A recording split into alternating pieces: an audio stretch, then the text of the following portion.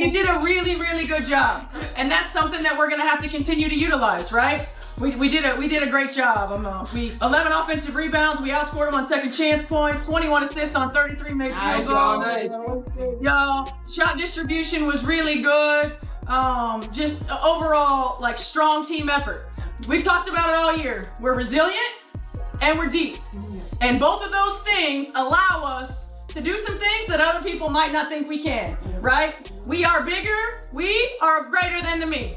Yep, no doubt about it. Indiana did not squeak by. Indiana slammed the door. On a night built to test their identity without their superstar, the Fever did not wobble for a second. They walked into Chicago's building and turned the rivalry game into a lecture on depth, discipline, and will. That 92-70 scoreline was not a glitch. It was the natural result of a team that knows exactly who it is, even when the biggest name is in street clothes. If you love straight talk, real breakdowns, and zero fluff on the WNBA, hit subscribe right now and turn on all notifications. This channel breaks the games down like a coach and a fan at the same time, and you will never miss the moments that actually decide seasons. Today, we're showing how 6 different marks and milestones stacked up in one night. We're showing how Boston closed the... Yeah, I mean, I'm proud of this group. I think we've shown all season long, like, they're resilient, they're connected, they pull for each other, they enjoy one another, they celebrate one another, and, that stuff alone is good for 10 to 12 points a game.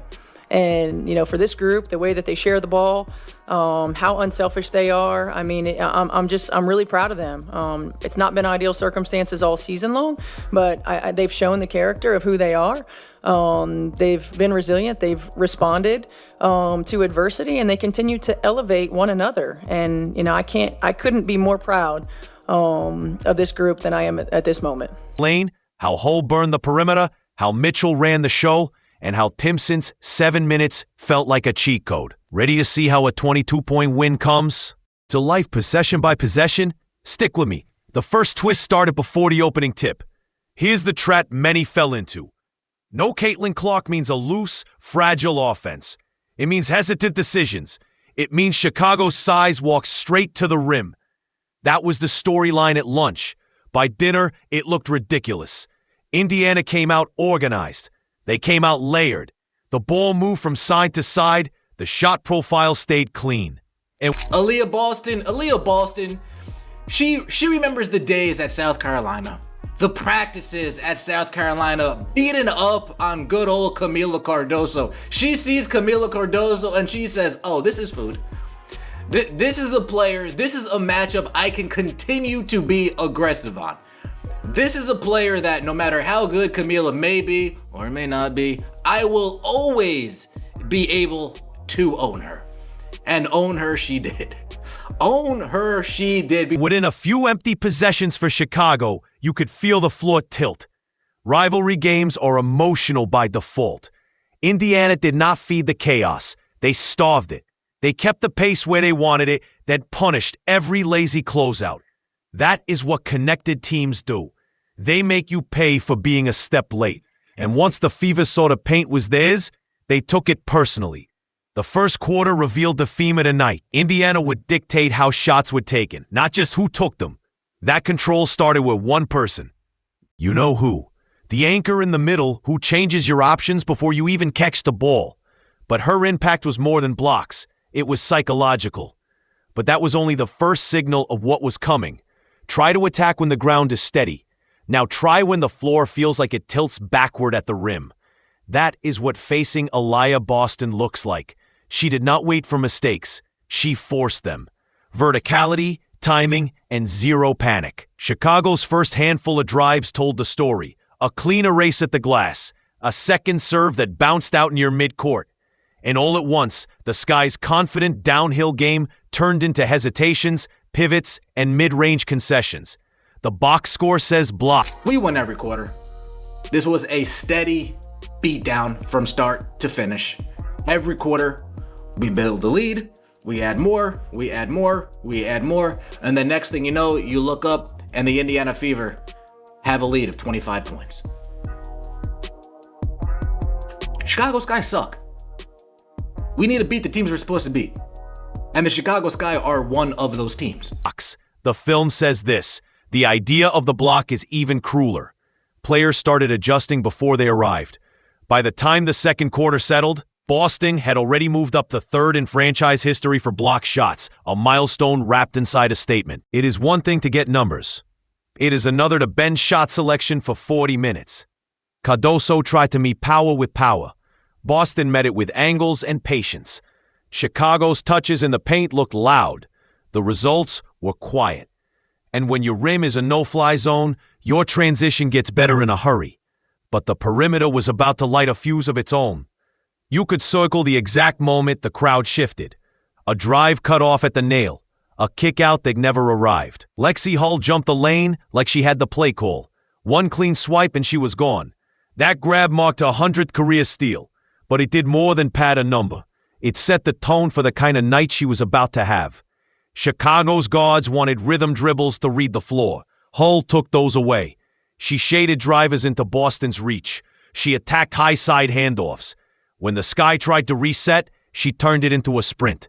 Defense travels, and it translates. 2 possessions later, ... She was trailing the break. Feet set, hands ready. Lexi, that final three-pointer kind of felt like the perfect end of that night. Just if you could just talk to me about the celebration, how much of a relief that was for you, just kind of to punctuate it like that. I mean, it's fun. You know, the crowd was behind us today. It's fun to walk out of the gym on a high note and on a make. And yeah, I mean, I saw the time going down, so I was trying to pull out my inner Kelsey Mitchell. Splash. Now the scoreboard told the truth. Indiana's pressure wasn't a burst. It was a plan. Hull's anticipation made the Sky's next pass a coin flip, and her first make stretched the floor just enough to shift Chicago's help. That tiny shift would open the lane later for drives, slips, and second chances, but the most dangerous part of her night was still coming from beyond the arc. Shooters earn gravity.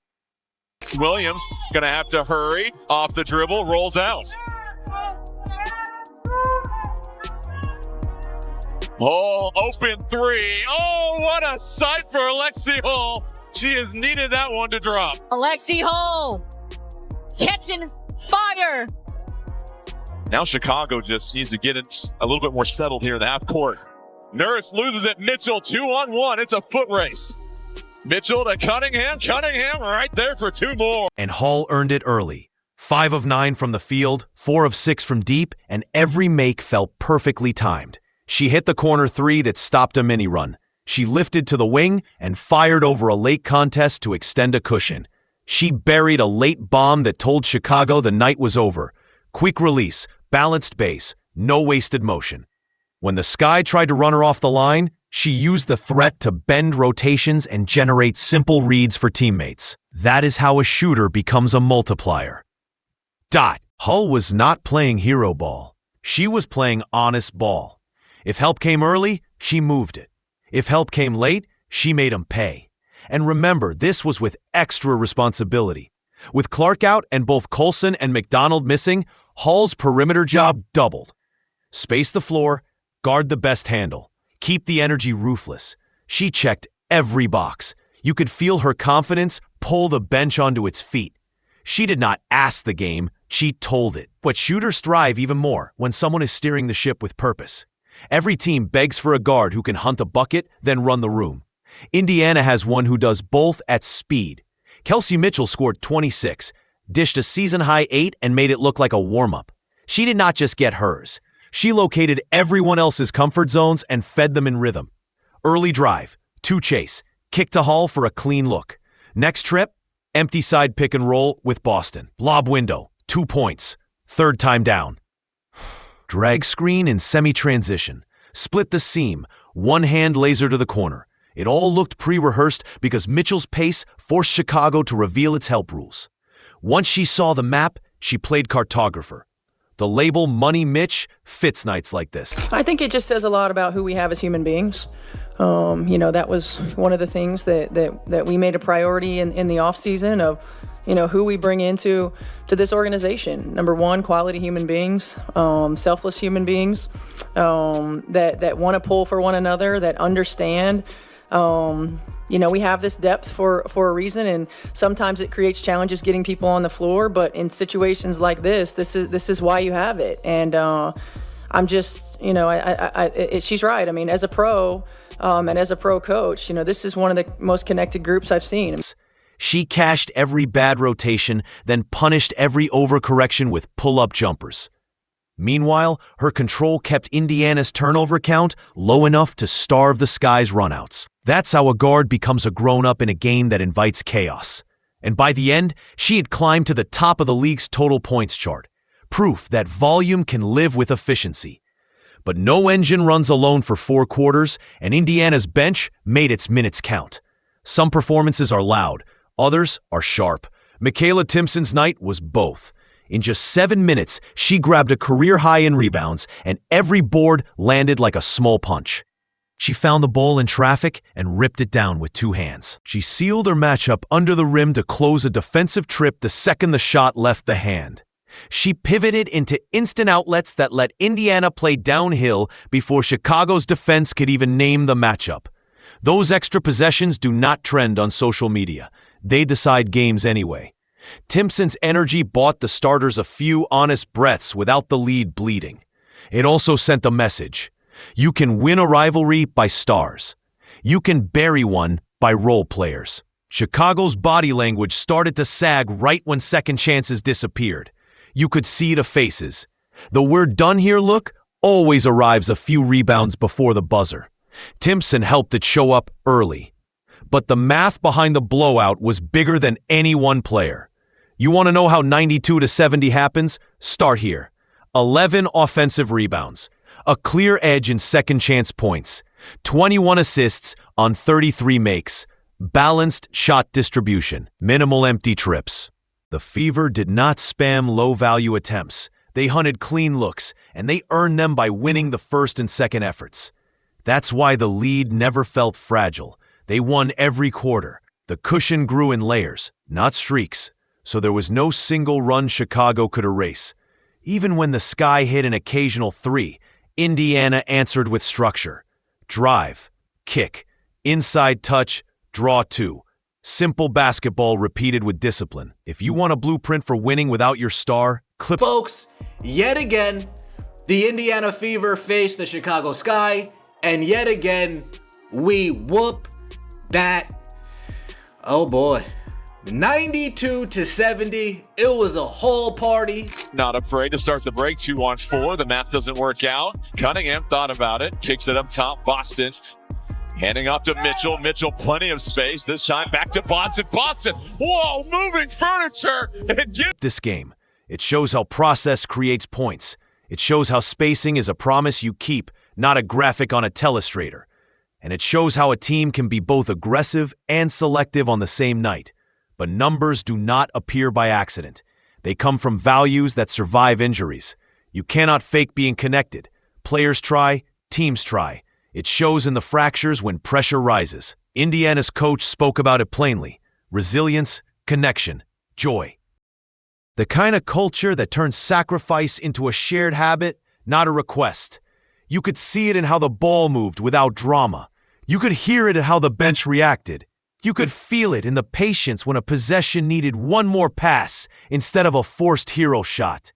That kind of trust is worth points. 10 to 12 on a bad night. And we got a couple for Kels. Kels, season high in assists. Moved into the lead in the entire WNBA for total points.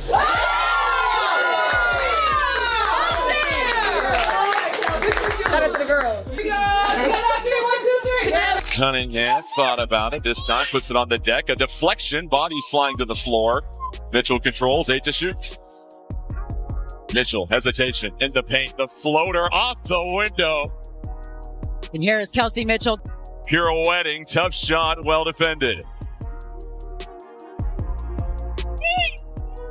Mitchell trying to attack Allen. Step back tray. Mitchell buries it. More when the opponent starts second-guessing itself. Culture does not hit threes, it sets feet. Culture does not block shots, it keeps help on time. Culture does not grab rebounds, it reminds you to finish plays. That's why this win looks so calm. They did not beat Chicago with a surprise tactic. They beat them with who they already were. When injuries mount, identity becomes your first sub. But a rivalry is judged on results, not slogans. Sweep the season 4-0, and the narrative stops being a debate. Go 7-1 across 2 years, and the room gets quiet. This is not trash talk. It is a scoreboard reading. Chicago had chances. Indiana took them away. Every new chapter added a different lesson. Sometimes it was Clark bending the universe. Sometimes it was the front court turning the paint into cement. This time it was the committee. Boston's wall, Hull's fire, Mitchell's control, Timpson's bite, and that is exactly what should worry the rest of the league. The Fever can win with a headliner. They can also win by committee and make it look easy. When you prepare for a playoff series, you don't fear one trick. You fear teams that win in more than one way. This was that warning. And for Chicago, 4 losses to the same opponent sharpened frustration into noise. But tucked inside the blowout was 6 different marks and milestones that tell the longer story. Call them records, call them markers. The point is the stack. Boston moved to 3rd all-time on the franchise blocks list, the kind of milestone that pairs resume with impact. Hull crossed the 100 steal line and chose the same night to post a season high in points, which is like shouting and whispering at once. Mitchell added a season best in assists while leading the league in total points, a rare double that explains why Indiana's offense never looked lost. Team-wise, the assist percentage and second chance gap matched the eye test, and the quarter-by-quarter scoring control sealed the widest margin of the season series. Stack all of that, and you get the night we just watched. Milestones are not empty cherries on top. They are breadcrumbs that show you where a franchise is headed. Young core, rising ceiling, repeatable habits. That is a nasty combination as the calendar flips toward games that count double. But the biggest question is simple. What happens when the star comes back? Picture this same group with gravity turned to 11. Mitchell gets more single coverage. Hull's closeouts arrive half a step later. Boston's catches come with deeper seals because the weak side stunt has to honor a shooter who can pull from the logo. Timpson's energy minutes become even louder when the opponent spends the first half chasing actions they cannot cheat. That is what happens when your best player returns to a team that already knows how to win without her. You do not add shots. You add advantages, you add space, you add fear. Opponents will game plan to take away Indiana's first actions. Indiana will use that attention to hit second and third actions that are cleaner than anything the Sky saw tonight. And if you are Chicago, you circle the next meeting with a red marker, because the most dangerous version of a rival is the one that wins even when conditions are bad. But before we look ahead, remember why this night should stick. This was not a fluke. It was a map. Indiana proved that structure beats chaos, defense builds runs, and depth closes doors. They controlled the rim, stretched the floor, and never let the moment shrink them. If you back the Fever, drop "I've got the fever" in the comments so the algorithm knows what side you're on. More important, subscribe and turn on all notifications because we dig into the games with the level of detail that makes you smarter every time you watch. We are breaking down matchups, tracking milestones, and calling out the actions that win in May and June, not just in highlight reels. Tonight showed a 22-point margin. It also showed a team that knows itself. When Clark returns, the rest of the league will feel that certainty at full blast. Until then, remember what this game taught. Defense sets the terms. Shooting punishes choices. Culture carries you through the gaps. That is how you beat a rival 4 times in a row and make the 5th one feel inevitable. Thanks for watching. Tap subscribe, hit the bell, and I'll see you in the next one.